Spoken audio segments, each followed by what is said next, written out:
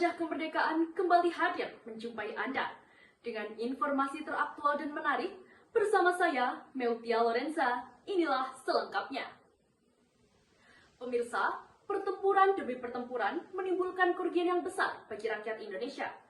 Dan Linggarjati, sebuah desa di kaki Gunung Ciremai, menjadi tempat terpilih untuk berunding.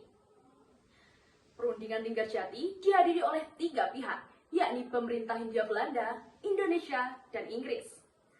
Pemerintah Hindia Belanda dan Indonesia sebagai pihak terkait atau yang memiliki kepentingan, sementara pemerintah Inggris berperan sebagai moderator.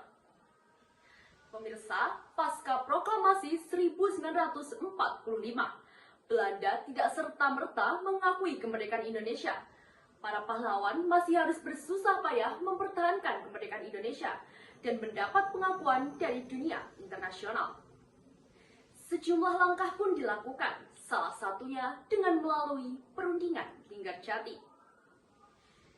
Sejumlah langkah diplomasi secara pemerintah Republik Indonesia yang masih seumur jagung dengan pihak kerajaan Belanda dilakukan untuk menentukan status kemerdekaan, bentuk negara, dan batasan wilayah.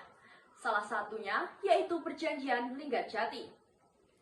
Linggarjati yang berjarak 230 km dari pusat kota Jakarta dipilih atas usulan Menteri Sosial Indonesia yang kala itu Maria Ulfa.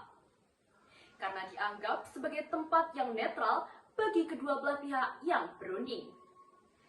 Sebuah penginapan yang waktu itu bernama Hotel Merdeka di kaki Gunung Ciremai, Kabupaten Kuningan ini menjadi saksi sejarah perundingan yang berlangsung pada 11 hingga 13 November 1946. Pihak Indonesia diwakili oleh Sultan Syahrir, Akagani, Susanto Tirtoprojo, dan Muhammad Rum.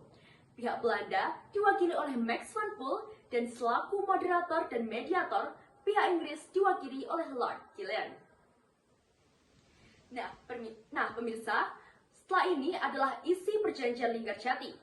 Berikut isi perjanjian pengakuan yang diperjuangkan para tokoh bangsa selama 3 hari dan ditandatangani secara sah pada 25 Maret 1947.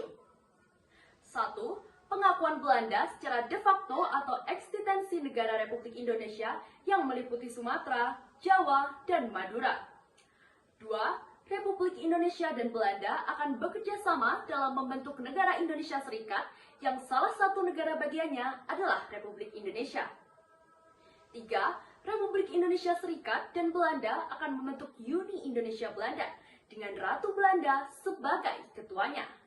Nah, penetapan dan isi perundingan ini memicu pro dan kontra di masyarakat pada saat itu. Nah, pemirsa, setelah ini merupakan dampak positif yang didapatkan oleh bangsa Indonesia. Yang pertama, Indonesia mendapat pengakuan politik secara de facto dari negara lain.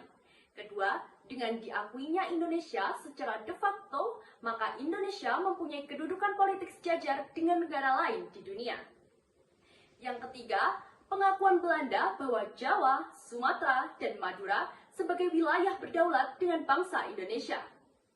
Dan yang terakhir adalah Perjanjian Linggarjati meredam konflik Hindia Belanda dan rakyat Indonesia. Hal ini bertujuan untuk mencegah jatuhnya korban perang rakyat Indonesia. Dan pemirsa, informasi tadi menutup perjumpaan kita kali ini. Saya Meltia Lorenza Sofana, pamit undur diri dan mengucapkan terima kasih atas kebersamaan Anda.